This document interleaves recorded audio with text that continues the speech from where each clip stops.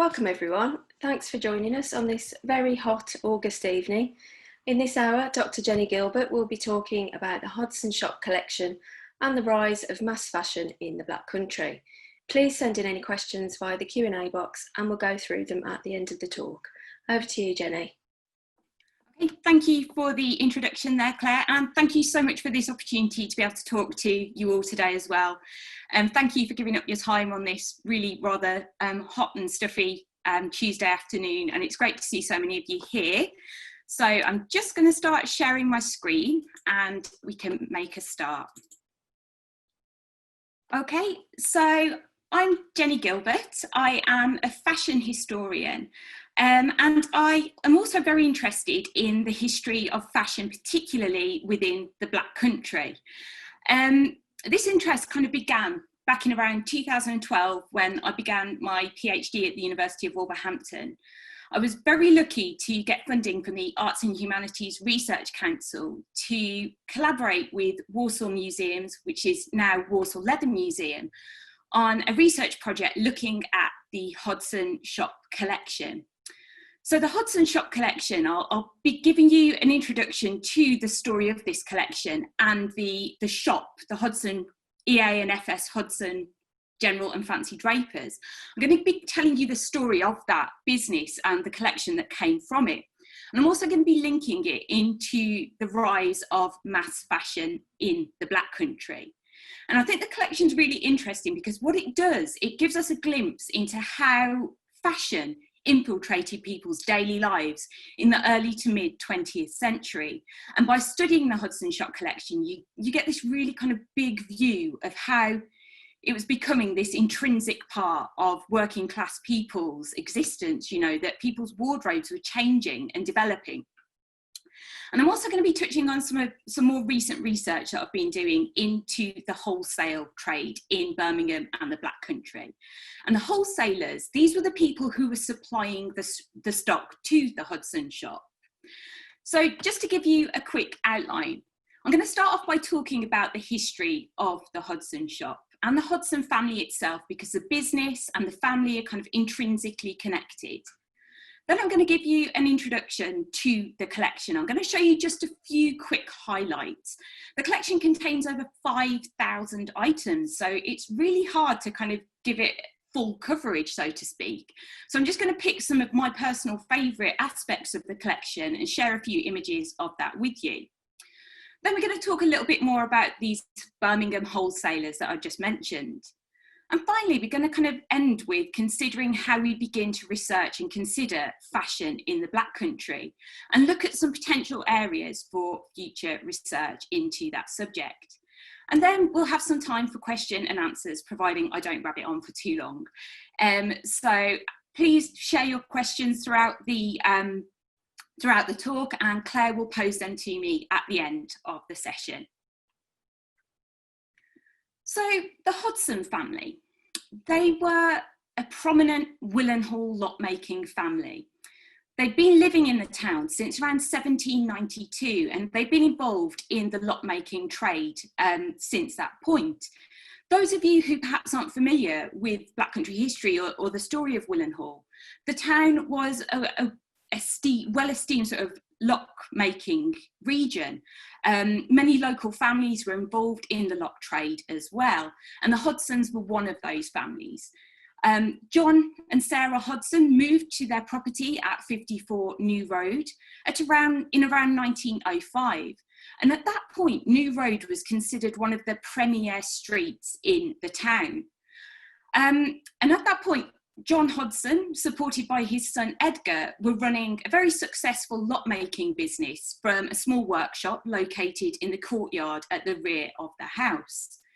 Then in around 1920, Edith Hodson, who you can see sort of bottom right there, she decided to open a shop in the front room of the family home. And this sort of sash window you see here, that would have served as the shop window. And in 1927, she was joined by her younger sister, Flora, in running the business. So what we had was a whole family living and working together in this one property, which I think is a really interesting aspect of the story of the Hodson family. They lived together and they worked together in the same property, and you have multiple businesses operating within the same property. So the Hodson family, we had Sarah Hodson and John Hodson. These were the parents.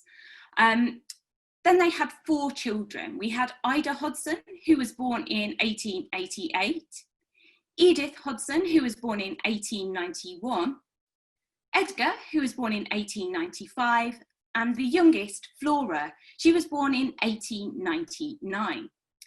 Now, I must admit, I don't know that much about Ida beyond the fact that she married and left the family home. However, Edith, Edgar and Flora, they would go on to live their entire lives in 54 New Road. They would live together until their deaths. So you've got this really sort of close proximity of the family. They were working, living together in the same home, several generations as well. So what motivated Edith Hodson to open EA and FS Hodson General and Fancy Drapers?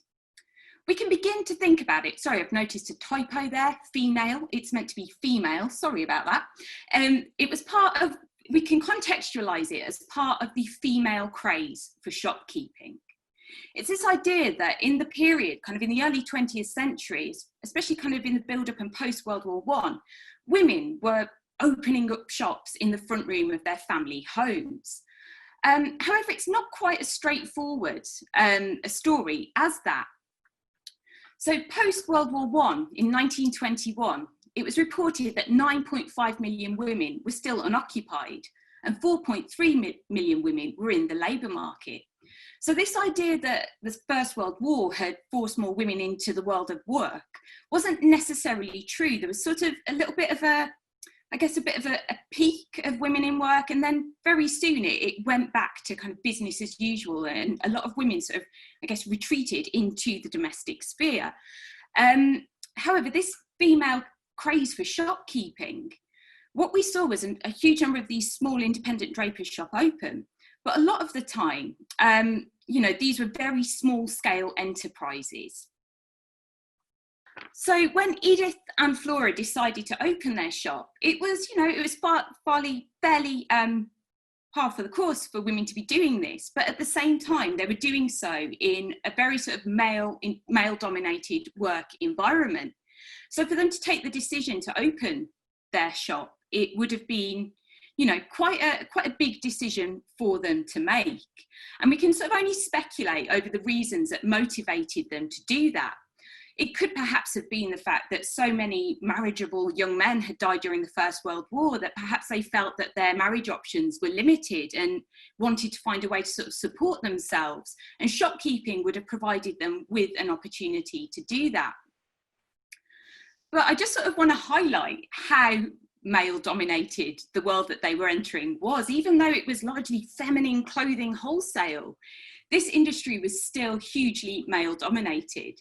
So here we see a letter from the Leicester-based knitwear company Woolsey from around 1923. So relatively, we're looking at the early days of the business. Remember, the shop was open from 1920 till around 1971. And when you begin to look through the Hodson Shop archive, you will repeatedly see letters addressed to a Mr. Hodson, or in one case, I think we've got a Mr. Hobsob as well. And the letters are often addressed as Dear Sir as well. And what's quite wonderful is that in some of the sources within the Hodson Shop archive at Walsall Museum, you'll see where Edith Hodson has gone in and scribbled and crossed it all out and corrected them. So it's Miss E.A. Hodson, Dear Madam, in most instances where she's had chance to change them. And also, so the suppliers that they were dealing with, this is a departmental guide for the Birmingham-based wholesalers S.C. Larkins and Sons. What you can see here is just the huge kind of number of departments that they had, but also, the male domination of this industry. Out of all of the departments, only 2 had female departmental buyers. We've got a Miss Kate Brettle, who looked after ladies' dresses and dress skirts and toys. And then we have a Miss G. Potter, who was in charge of fancy linens and handkerchiefs. Otherwise, the head buyers for the departments are all male. And of course, you'll notice Miss, it was very much, even in kind of the 1930s, expected that once a woman married, she would step away from the world of work. I mean, I always find it quite interesting that even the ladies and girls knitted underwear, corsetry and sanitary wear had a male head buyer of Mr. P. Roberts. So just to kind of make the point that in opening the business, they were still operating within a very kind of male-dominated world. So possible reasons they may have had for choosing to open the Hodson shop. Well, they had pre-existing family connections with clothing retail. We know that they had a relative in the north of England, for example, who ran their own dress shop. I think it was named something like Paris Fashions. And when you look at the family's archive, you can also see that they, even in Willenhall, had some links to retailing connections in the town. We also know that Edith and Flora both had an interest in fashion. And when you see some pictures of them a little later on, you'll see what I mean there. Stylishly dressed. I think Flora insisted on wearing her fur coat until kind of much later in her life as well. So they were very sort of interested in clothing and very interested in the way clothing, I guess, could be used to gain you a bit of status in society. They were also perhaps socially ambitious. We know that they were very active in kind of local politics. We know that they had perhaps ambitions to kind of further themselves beyond the world of Willenhall. I think Edith, for example, even had vocal lessons because she wanted to be a radio announcer on BBC Radio. I think she got to an interview for it, but it never got much further than that. So they did have dreams and ambitions beyond Willenhall. Then there's a matter of financial freedom. If they had their own business, they could perhaps, gain a little bit of liberation in that respect. They weren't dependent on the family lot-making business for their finances. Sheila Shreve Sheila Shreve was a historian who worked with the Hodson Shop Collection from its discovery in 1993. And she felt that the Hodson sisters kind of had a route into a more genteel existence. They were surrounded by kind of the heavy industry and the lot-making industry. So perhaps the shop provided them with a bit of a refuge away from this kind of dirty, noisy, grimy business. But again, we can only speculate over why they did that.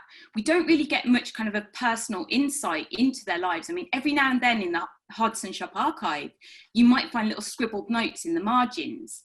But otherwise, we don't really know much about why they chose to open the shop. But what we do know is that the sisters made quite a formidable partnership. So here on the left, with the umbrella or parasol, you can see Edith Hodson. She was the older of the sisters, and she was often considered to be the much more, I guess, assertive and confident of the two. There's a wonderful oral history account that was captured in 1998 by Joyce Hammond. She spoke to a lady called Margaret Anslow, who was born in 1923, and she described Edith as follows. Edie was what in those days we would call buxom, red-haired, well, no, sandy-haired I think you would call her, got a very strong contralto voice, which she used very well. She had some lessons. Flora was slighter in build, fair-haired, much slighter, a much quieter personality, I think you would say Flora was.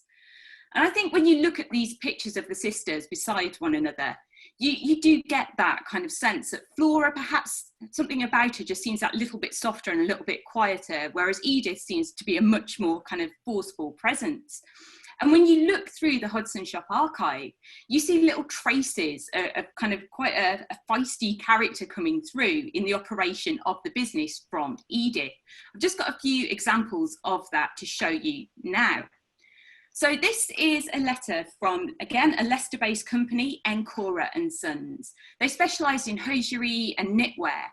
And a lot of items from the Hodson Shop Collection are made by Encora and bear the trademark St Margaret. They would later go on and work with Marks and Spencer's. If you ever saw the label St Michael in a Marks and Spencer's label, they have a connection to Encora and Sons in Leicester. So in this letter here, what we can see is Encora contacting dear Sir again, Edith, to tell her that she's attempted to kind of apply a discount to one of her orders to the company that she's not strictly entitled to.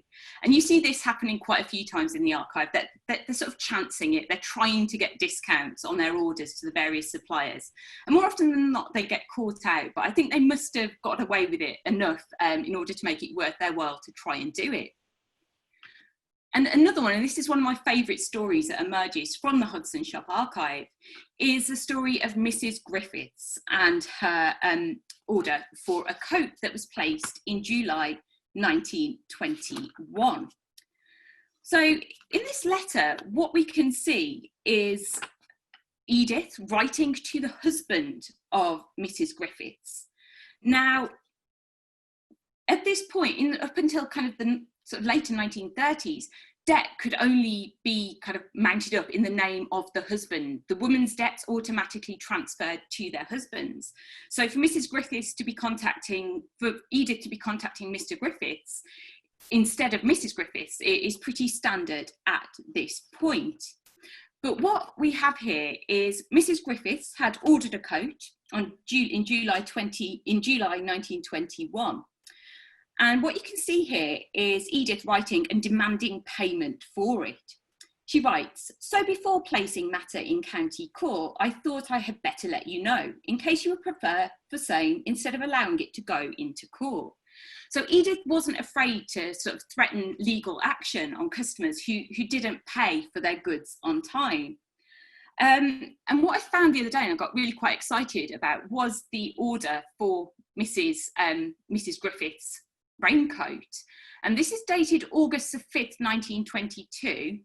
But when you see the date for the order, it was actually July 1921. So I think this must have been her sort of attempt to get the final payment from Mr. Griffiths. Whether she paid or not, that's something I still don't know, but it was quite nice to find this the other day. So who were the Hodson Shop's customers? There's been a lot of speculation about this since the collection kind of was discovered back in 1983.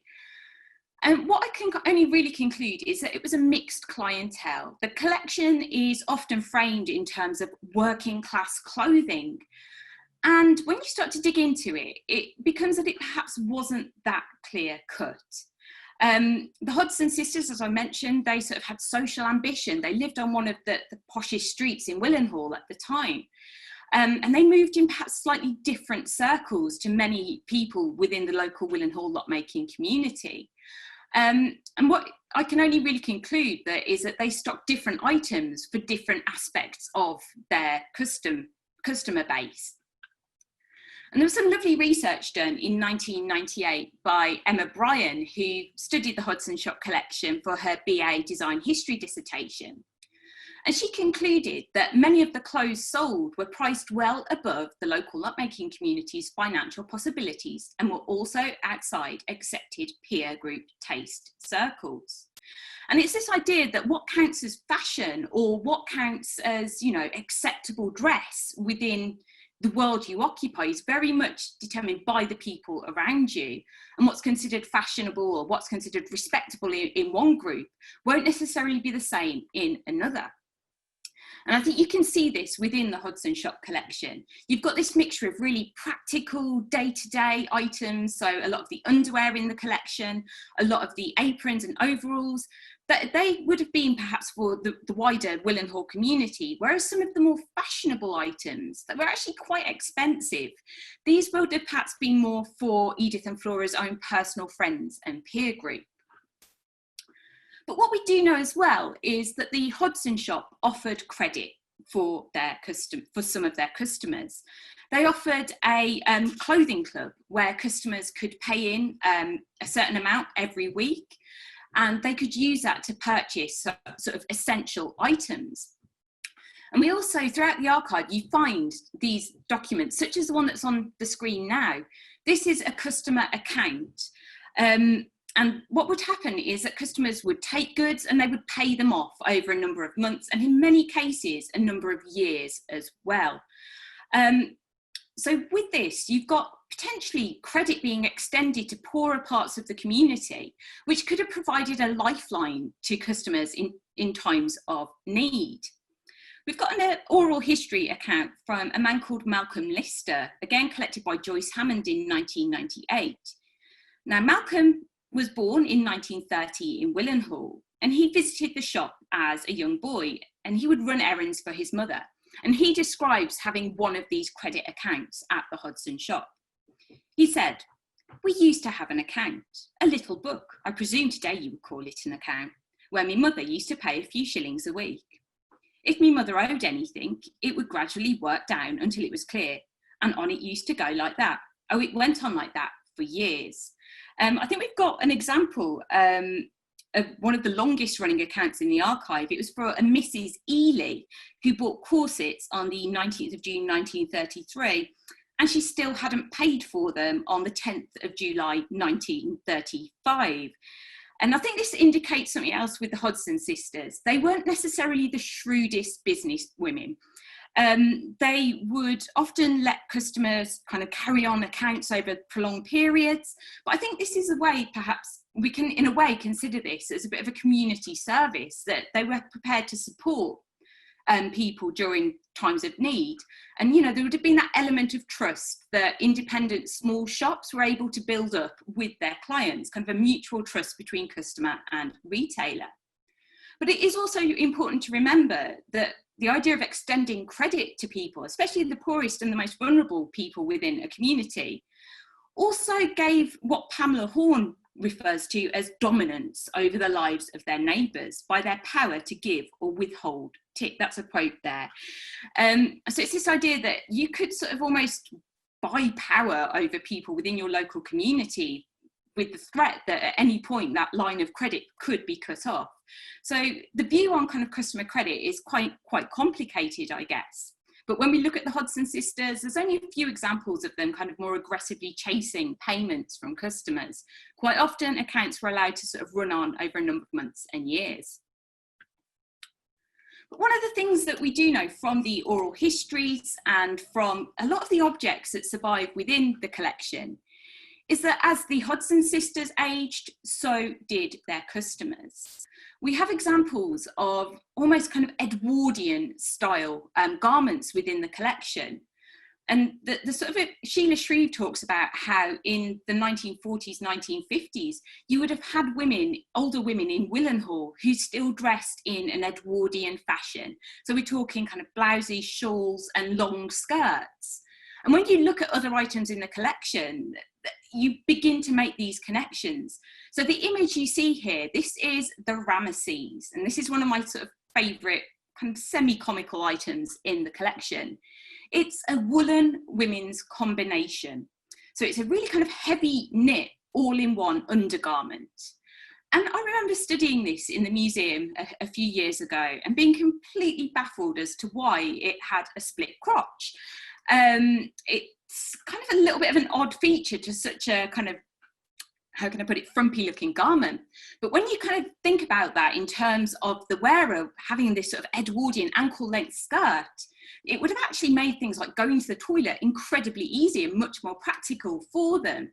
So it was this idea that they were stocking garments that were quite out of date in many ways in the 1950s, 1960s, but they were still serving the older members of the Willenhall community. And what I think you see with the Hodson shop is in the 1920s, 1930s, 1940s to a point, there is a much clearer connection to fashionability apparent within the garments. By the time you get to the 50s and 60s, the sisters themselves were really aging, and they perhaps lost touch with some of the more youthful fashions that began to proliferate during that period. I also love with this garment as well that you just sort of have Ramesses' face printed onto your underwear. There's also a hilarious example of woolen knickers with Cardinal Wolsey's face printed on them. It's one of those things where you think, talk about a passion killer. So the customers then, we know, were, by the end of the business, they were older. And the end of the Hodson shop, so it opened in 1920, traded until around 1971. it was very much a gradual demise. It didn't all of a sudden close. It sort of gradually wound down. And in some ways, the end of the business is quite sad. By the 1960s, 1970s, the shop was operating on an increasingly ad hoc basis. We have accounts of Flora sort of doing business from the doorstep, and you begin to see the orders to the wholesalers. They become much more kind of sporadic and chaotic in terms of what they're ordering. So post-World War II really would have been the beginning of the end for the shop. So Edith Hodson died aged 75 in 1966, and over a number of years before that, her health had been steadily declining. There's a letter in the archive in which she writes from her hospital bed to Flora, telling her to get rid of all of the surviving shop stock because it would serve no future purpose. But for whatever reason, Flora could not bring herself to do that. And what happened was this. Flora, following Edith's death, ultimately sort of retreated to live in the other rooms of the house, and she simply shut the door on the Hodson shop. And the stock was left as it was. Now, the sisters had never held stock clearances whilst the shop was open. And what had happened over the years was stock had just accumulated and accumulated.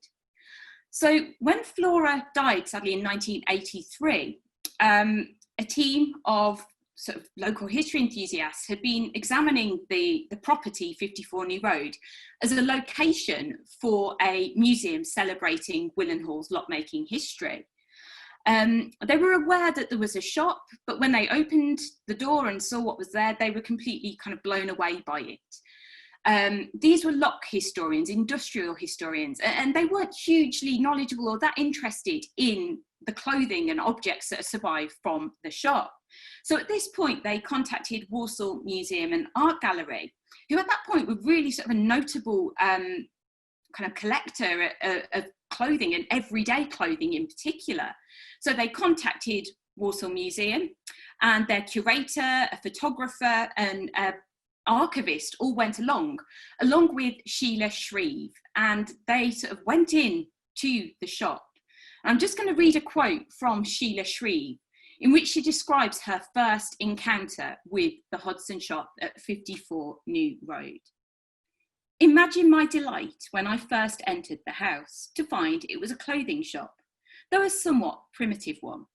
Boxes were piled haphazardly on flimsy shelves. A counter display box revealed rolls of shimmering silk ribbons, left to rot when rayon and then nylon superseded them. Slim, exquisite gloves were strewn across the floor. And Shreve's account of this day of discovery in 1983, it kind of goes on. She wanders through the house and keeps finding stock squirreled away in places, even up to the attic. She's finding kind of straw hats and packets of gloves, and mysterious brown paper parcels that have never been opened. So at this point, that it became apparent that they discovered something really quite special in terms of dress collections and dress history. So Shreve and other volunteers and curators working with Walsall Museum would spend 10 years kind of going through and sorting and documenting the items.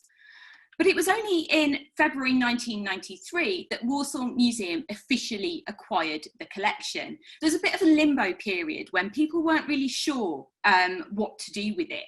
Some of the collection actually went to the Black Country Living Museum, because at that point the museum was sort of in its early days and they were looking costumes for its interpretation staff. So some of the items actually went there to be used as costumes. But over 5,000 items were accessioned into Walsall Museum in 1993. And a lot of this was due to the work of Sheila Shreve, who catalogued the collection by hand. And she also went through and kind of conserved and cared for a lot of the items within the collection herself as well. So February 1993, it entered the museum, and since that point, it's attracted, a real kind of wealth of interest, especially in those earlier days. It was featured in a BBC clothing history programme called Through the Looking Glass in 1987. The dress historians Lou Taylor and Elizabeth Wilson conducted research into it dress historian Amy De La Haye has done work on it as well, looking at the fashionable influences within the collection. So over the years, the collection has become known as being one of, I guess, the most useful and finest collections of everyday and unworn clothing in England. So the collection consists predominantly of women's wear. So we're looking at dresses, blouses, hosiery, so things like stockings, socks, underwear, and accessories.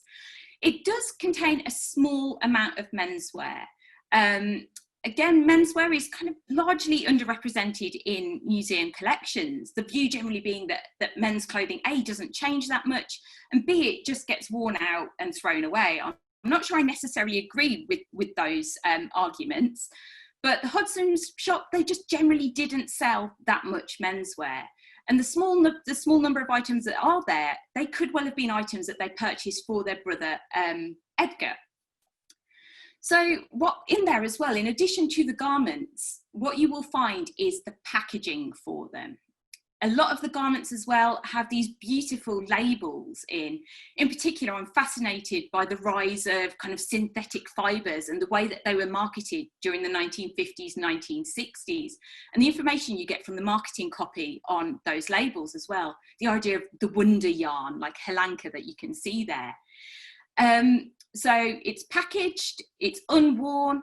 In some cases, you have parcels that have never even been opened. So there's packets of socks and stockings that have never seen the light of day. And Walsall Museum have kept them in that sort of untouched state, which is really quite special. There's also children's wear in the collection, along with a range of household items, toiletries, jewellery, but I'll come on to that in a moment. But what I think is really important about the Hodson Shop Collection is that it's mass fashion. It isn't about kind of high-end designer clothing, but that's not to say it isn't fashion. It has got definite evidence of a rising interest in fashionable clothing. It's just the idea that it's infiltrating people's daily lives and working people's daily lives as well. And these are what Greenough and Ward would describe as items and practices which are neither highly visible nor in any way special, though I guess I would quibble with the word special there, as I think they're all very special in their own way. So the highlights of the collection, I'm just going to talk you through a few of my this is kind of completely subjective in some ways, what I consider to be the highlights of the collection. And what I would say is I can only show you so much now. If what I show you catches your interest, please get in touch with Walsall Museum, Walsall Leather Museum, and I'm sure once kind of we return to some semblance of normality, they would be happy to sort of welcome visitors to their store to kind of explore the collection in more detail. So my personal favourite aspect of the collection is the dresses. They date back to the 1920s and go up through to the 1950s. And when you see them arranged on the rail, sort of in chronological order in the Walsall Museum store, it's really quite mind-blowing to see kind of the shifts in shape and in cut and in colour and in the patterns as well. It's always striking as just how colourful that they are. But for my kind of selection here, I've chosen 3 utility day dresses. So these were made during or just after the Second World War and made to CC41 or utility standards, which kind of limited the amount of material that could be used and the types of material that could be used, even down to things like the number of pleats that were used in the skirt of a dress. All of these were controlled by these government standards. And what you see are these really kind of ingenious and still quite elegant and colourful designs. So we've got, just on the left there, we've got a 1950s utility. It's very, very small. I'd say this would have been for sort of a young woman as well. The waist on it is absolutely tiny. Then at the back, we've got this lovely scribble print kind of ruffle wrap dress. And then we have this kind of teal patterned belted shirt dress as well from around 1949.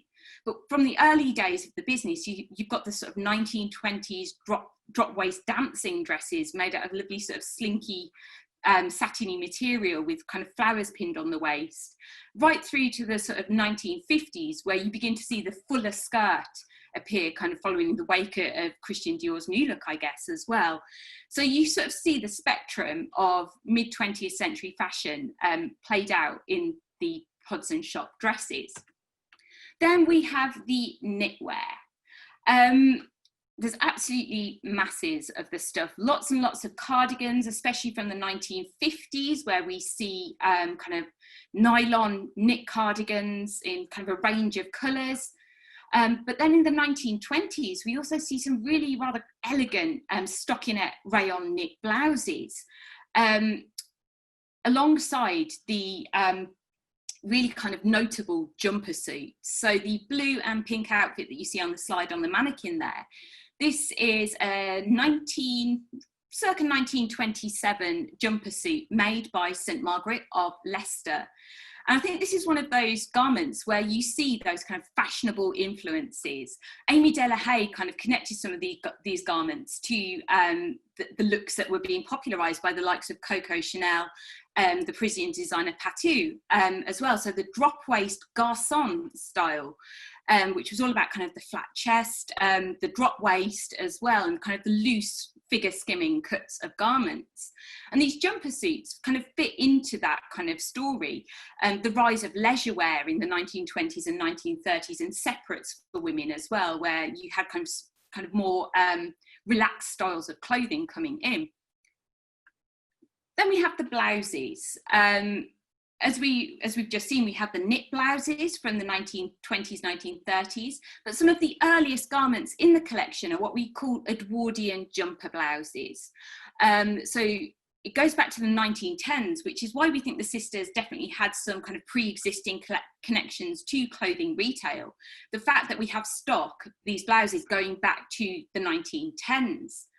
And then in the 1930s, you see these really elegant and kind of quite elaborate blouses that Sheila Shreve believed were influenced by the film stars of the 1930s.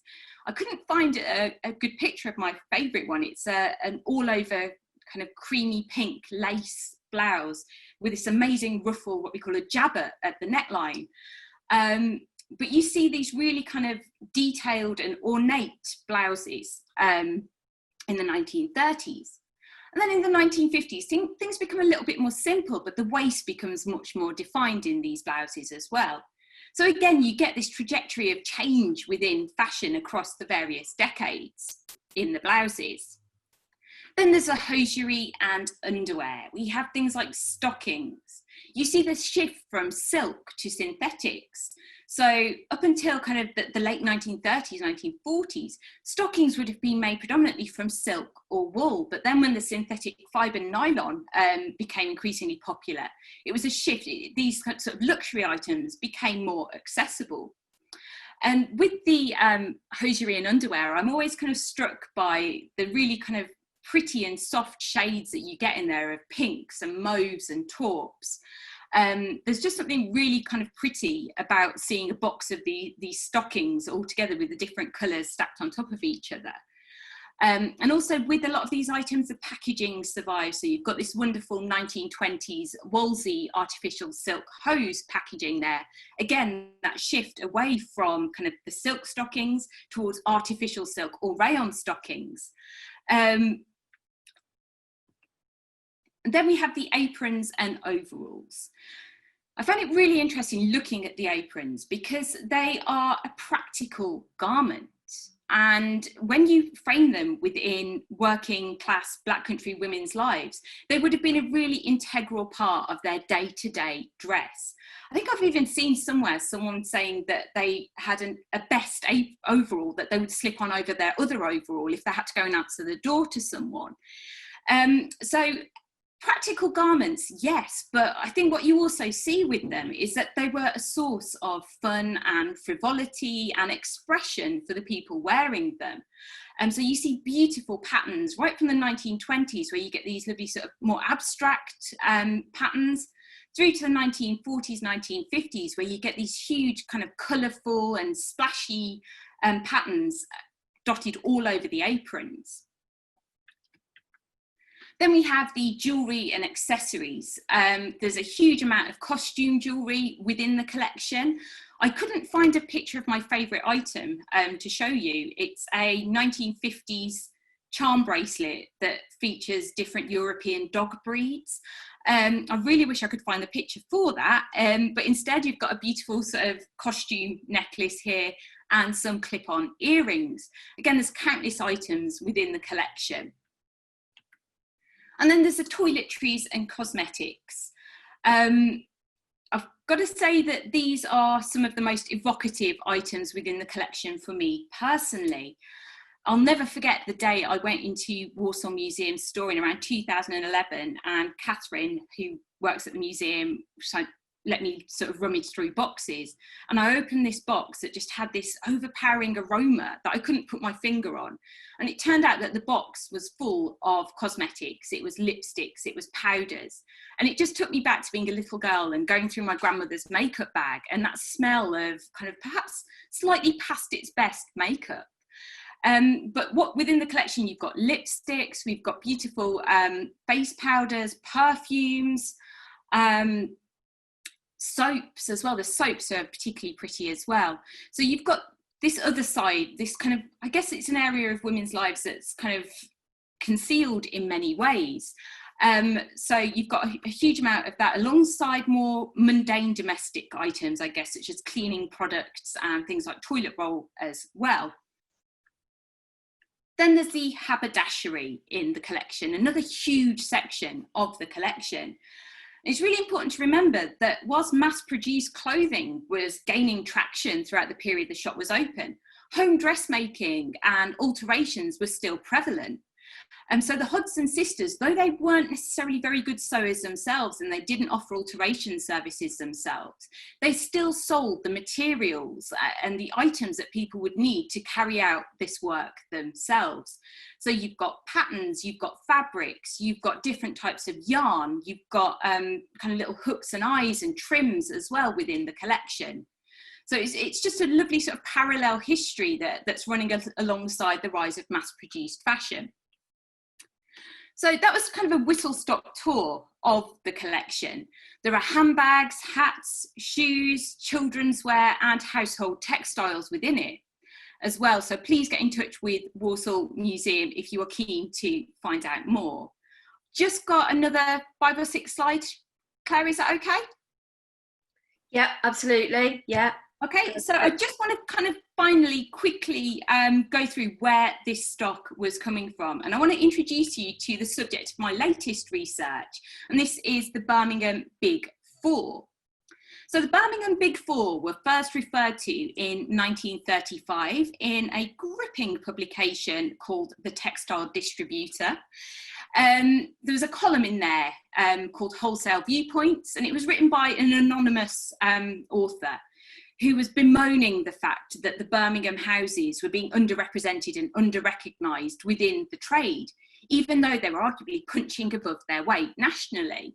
And he refers to the Birmingham Big Four repeatedly throughout the article. And these were 4 Birmingham-based wholesale clothing warehouses. So we have Wilkinson and Riddell, we have Arlant, who were founded in 1846, Wilkinson and Riddell founded in 1851, S.C. Larkins and Sons, who came along in 1863, and Bell and Nicholson, who were the latest company founded in 1900. So these wholesalers, these are where the Hodson sisters would get their stock from. And when Edith Hodson joined the business in 1927, when Flora Hodson joined the business in 1927, Edith had much more time to go out and visit these wholesale warehouses. She'd take the tram, she'd explore the warehouses and return with stock for the shop. So they were all located, kind of clustered together, I guess, around St. Philip's Cathedral in Birmingham city centre.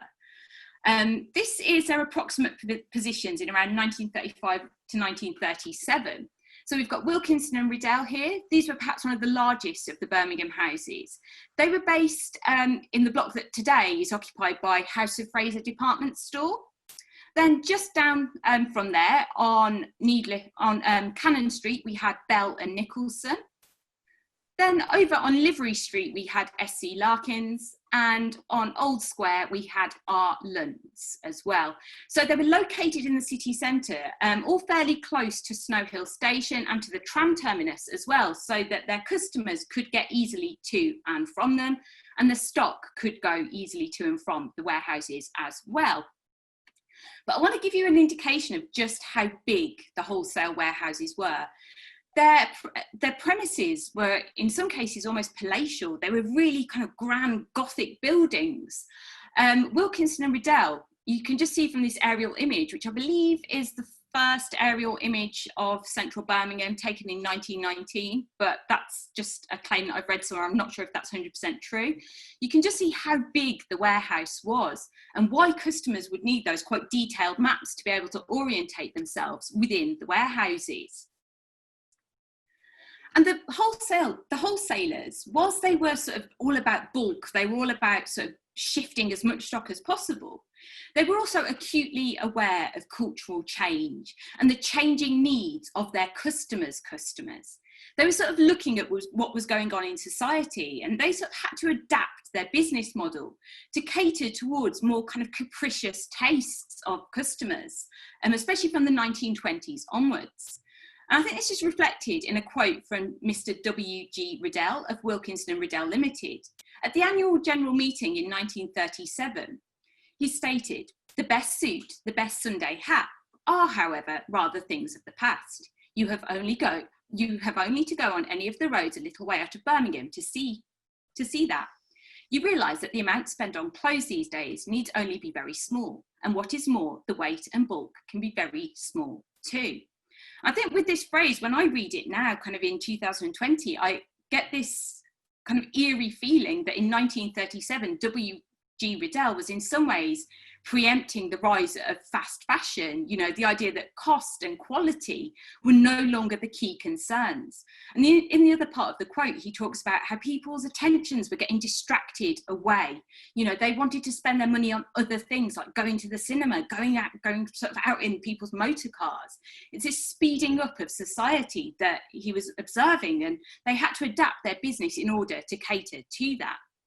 If you do wish to read a little more about this, sorry, shameless self-promotion here, but the wholesalers were very effective in communicating ideas around fashion through their print publications and catalogues. I've recently had a journal article published in Midland History on this exact subject, and it goes into the wholesalers and their marketing in a lot more detail. And it's possible as well with the wholesalers to trace specific garments back to specific wholesalers. So for example, SC Larkins, their logo was a lark ascending, sort of a soaring lark. And you can see these paper labels pinned to the sleeves of garments throughout the collection. Bell and Nicholson, they created something called the Bell Overall, and it was one of their flagship products. And you will see the winged bell logo sort of dotted on aprons throughout the collection as well. One of my favourites that I forgot to put an image in is that Wilkinson and Riddell, one of the company's owners, had a prize greyhound called Nikini, and for no other reason he decided to use her profile, her face, as the logo for the company. So you see these sort of really sweet greyhound logos dotted on items as well, and that's a clear sign that they were from Wilkinson and Riddell. So that was kind of a whistle-stop tour through the Hodson shop, the contents of the collection, the story of the shop as well. I'm aware that I've probably missed a few things out because I got a bit flustered, I'm afraid, at the start with the technical problems. But with this, I'm sort of beginning to try and build up a new project. Throughout the research into the Hodson shop and into the wholesalers, I'm beginning to kind of build up a picture of fashion in the Black Country and the rise of mass fashion in the Black Country as well. There's not been a lot of work done on this subject, and I think it's perhaps overdue that we begin to look at it. And the Hodson shop is just one part of this story. We've got multiple other clothing retailers dotted around the region, such as Minets, for example, that the Black Country Living Museum are hopefully going to be recreating as part of their Forging Ahead project. There's sort of all sorts of independent clothing retailers whose stories need to be told. And also perhaps looking at people's memories and and recollections around fashion in the Black Country and using these businesses as well. Then we have those connections between the Black Country and Birmingham. In some ways, perhaps it seems kind of a one-way transfer, you know, that Birmingham was distributing fashion to the Black Country. But I think there was something else going on as well, that the Black Country shopkeepers were equally communicating their customers' needs and their customers' perceptions of fashion to the wholesalers in Birmingham. So I think there's very much kind of a two-way conversation going on there about fashion. And then there is the presence of a clothing manufacturing industry in the Black Country. Courtaulds, the huge kind of fashion, the huge textile company, they had a factory in Wolverhampton. There was a clothing manufacturer called Clifford Williams who had branches across the Black Country as well. So there are all of these kind of clothing stories that are waiting to be told about the Black Country and beyond. So thank you all very much for listening. And again, apologies for the technical issues at the start. I look forward to your questions and thank you all very much for listening. Please do feel free to get in touch on email if you've got any questions or perhaps any information as well about the Hodson shop or the wholesalers. I would love to hear from you. But I'll now hand over to Claire to start the Q&A. Thanks, Jenny, that was great. We've got a couple of questions around the politics that you touched on at the beginning of the talk. You mentioned that Edith and Flora were involved in local politics. Can you expand on that a little bit? Yeah, we've got sort of invites to, in the archive, you see invites to the local Conservative Party summer garden parties. We know that, I think it was Flora, who was involved in the British Legion as well, but they had connections to the Conservative Party, basically. I'd need to do a little bit more digging into the family archive as to whether they were members, but they were, to the best of my knowledge, kind of supporters of the local Conservative Party. Okay, great, thanks. Thanks for those questions. This one's from Edward Jackson. What was the interior of the shop like and what occupies the space now? Where's their blue plaque? Oh, they don't get a blue plaque, I'm afraid, but the shop, when you look at the oral history, it was quite a dark and it was gaslit, so you had gas lamps in there. It was incredibly crowded as well. You know, we're used to retail spaces today being really bright and airy and sort of flooded with light, but the Hodson shop wasn't like that. It was quite cramped. It had a large wooden counter in there. The shop window, from what I gather, as the shop sort of aged, it got more and more kind of, I guess, decrepit looking by the end of the shop. But yeah, so you walked in the front door of the property and you turned right and you entered into the shop, and there was a little bell that would ring as you entered.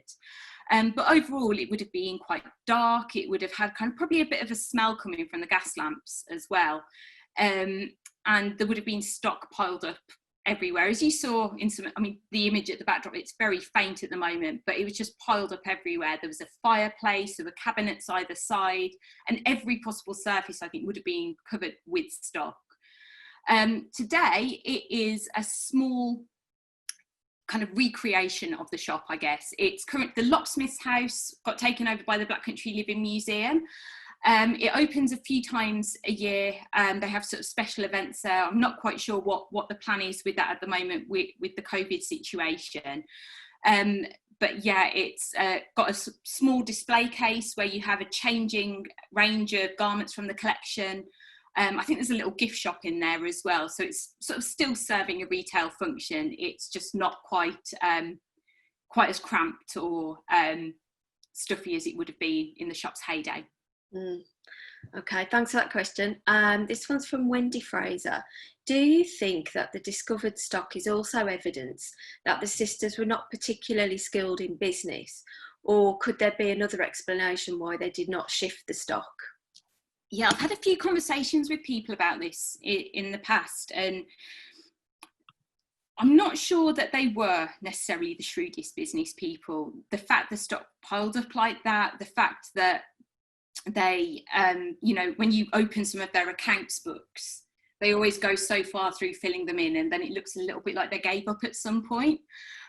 So the documents to the shop, the documentation that survives along the shop supports the idea that perhaps, yeah, they weren't weren't perhaps as focused on the business side of it as they could have been. But there's also the fact when Flora was told to get rid of the stock, she didn't. To me, and this is what I mean by it becoming quite sad towards the end, I think there is an element of a reluctance to let go. I think so much of their identity and so much of their shared history was tied up to the objects in the shop that I don't think she could face it. So yes, I think partly it's perhaps not great business practice, but I think there was also a huge emotional tie to the stock and to the past that it connected them with. Yeah, okay. Thanks for that question. This one's from John. What, if any, local competition was there in Willenhall for the Hodson shop? I've got to admit, I'm not that sure about that. That's something I'd need to go away and look at. I do know that, there were, across the Black Country, there were other similar shops opening up in people's living rooms or in people's front room of their houses. I haven't done the research into other shops in Willenhall, and that's perhaps something I will need to look into. So thank you very much for flagging that, John. And if you do know of any yourself, please do let me know. Okay, thanks for that. This one's from Tom Hicks. He says, such a fantastic story of great interest to historians and sociologists alike. This is a comment rather than a question really, but graphic design students would love the labels and paperwork. It's a great source of font inspiration. And yeah, I'd agree with that. Yeah, and when you look through, they are just so, like those 1950s synthetic fibres, there's this real kind of connection between the typography used, the visuals used to promote these wonder fibres, this sort of spirit of scientific innovation, etc. And also, I think Walsall Museum, they have the archive and collection of Walsall Lithographic, who were a huge print company based in Walsall, and they've got wonderful kind of material that was produced by them. And in terms of the history of, not just fashion, it's graphic design as well. So the Hodson Shop packaging alongside the Walsall Lithographic stuff as well. Yeah, definitely worth a look. Thanks, Tom. This one's from Anne Murcott. By the way, Gronoff is pronounced rhyme with no. He's retired now, a sociologist at Helsinki University. Does the collection have any Lyle stockings? Ghastly things that as a teenager in the 50s, my strict mother insisted I wear them. Nylon stockings snagged and ran very easily. Yes, they are there. We have multiple pairs of Lyle stockings in the collection. I think some of them are still wrapped in the parcel. So yes, they are there. And yeah, you sort of look at some of the cashmere hose and things that are in the collection, you look at them and they're so substantial, and you just know that they wouldn't have been that comfortable to have worn. You can almost feel the itching when you look at them. And yeah, thank you for the pronunciation tip there. I wasn't sure about that one, but thank you. Thanks for that question. Okay, this one's from Deb Curitan. Not a question, but a comment. My first job was as a buyer assistant at Clifford Williams, so I was very happy to hear you mention them. Thanks for that, Deb. Yeah, it's kind of interesting with Clifford Williams. I found out the other day that I had no idea this had happened, but my uncle met my aunt he was a floor manager at Clifford Williams, and no one in my family had thought to tell me this until like 3 months ago. So they'd met working there. And I think a lot of people, when you start to dig into it, they have sort of connections to that aspect of Black Country clothing manufacture, and it is something I really want to find out more about. Okay, this one's from Anne Milcott. And the 50s well illustrated the mixture of mass-produced clothes and the persistence of home dressmaking. I and my teenage friends all made many of our own clothes. I even made a summer coat fully lined at the same time in C&A's sale. A dress I had in 1957 was reduced to sixpence a shilling is 10p. I think I've read that right. Right. Yeah, I think you see these stories, it kind of carried on for a long time, that people weren't, just all of a sudden they didn't just give up on that. It was a real part of women's lives in particular, that you would repair garments, you would create garments from scratch as well. And as I mentioned in the talk, there's a lot of patterns and women's magazines from kind of the 1920s through to the 1950s that give you sort of the idea of the centrality of dressmaking and sewing in women's lives. So, thank you. Thanks for that question. This one's from Mary. Do you know what became of the brother? Edgar. So he lived with Edith and Flora in 54 New Road until his death. I'm sorry, I don't have the date he died. I think it was, I think it might have been after Edith. But they stayed living together in the shop. He continued the lot business for as long as he was able to. Then after that point, again, it's one I'd need to go back to the family archive and see what really happened with Edgar as well. But yeah, he stayed living at 54 New Road with Edith and Flora for his whole life. Okay. This one from Richard Hornsey. Did Willenhall ever get a branch of Marks and Spencer's? And was there ever any attempt by the sisters to get with new ideas of self-service and casual browsing as the decades wore on? With this, so the nearest branch of Marks and Spencer's was Walsall, and I think that opened in about 1925. Sorry if I'm wrong there, I'd need to double check that. So the nearest branch was in Walsall. To my knowledge, Willenhall did not get a branch of M&S.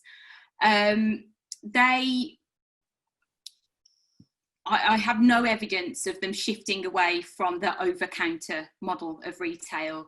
It wasn't really the sort of shop you could go in and browse and select goods. You would be goods would be selected for you, or you would go in and ask for something in particular.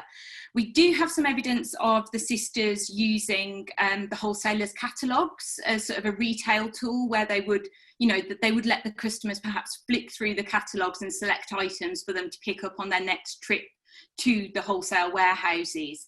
But I think they continued with, probably by the 1950s, 60s, a quite archaic model in some respects of clothing retail. Okay, thanks for that question. This one from John. They seem to have bought directly from manufacturers like Cora and Woolsey in Leicester, as well as from Birmingham wholesalers. Was that usual business practice? Yeah, so what you see with the Hodson Shop Collection is 1920s, 1930s direct dealings with the likes of Woolsey and Cora. By probably 1930s, that tails off. The sisters start to use the wholesalers, and using the wholesale warehouses would have given them a lot more flexibility. They would have made buying a lot more, they would have offered a lot more choice for them. They wouldn't have had to have been limited by what one manufacturer could have provided for them. So they did deal direct, but by the 1930s that had petered off, and they were dealing really pretty much solely with the wholesale warehouses by that point. But yeah, I think that there were travelling salesmen as well who would represent the Leicester-based companies who would perhaps visit as well.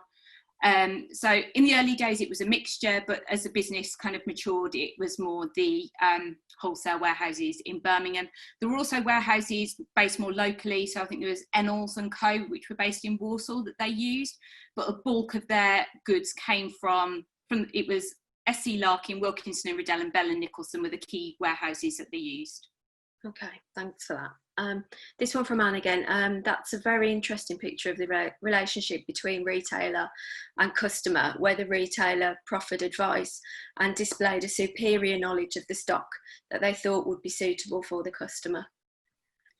Yeah, I mean, again, I'd need to sort of do a bit more digging to see if that's exactly how it works. But I think there was perhaps an element of conversation around it as well, and getting to know the customer and giving the customer some choice in it as well. I don't think it was always necessarily that they were like, and this is for you, you must wear this. I think there was a conversation that developed around that as well. But I think it was just a different way of shopping and a different way of thinking about dress as well. Okay, thanks for that question. That concludes all the questions, but I have one. And I know that it was asked of Jessica Glazer when she did her talk. When are you going on Mastermind? Oh, to do the Hodson Shop Collection as my specialist subject. Yeah. You know what? It's Sure. it's weird because with this I'm sort of revisiting research from 2016, and you sort of really have to refresh yourself with it all as well. So, and you sort of look at things in a slightly different way. But yeah, you know, never say never. It's pretty niche, but I'll give it a go. Yeah, I think you should. Have you got anything else to add to that, Jen?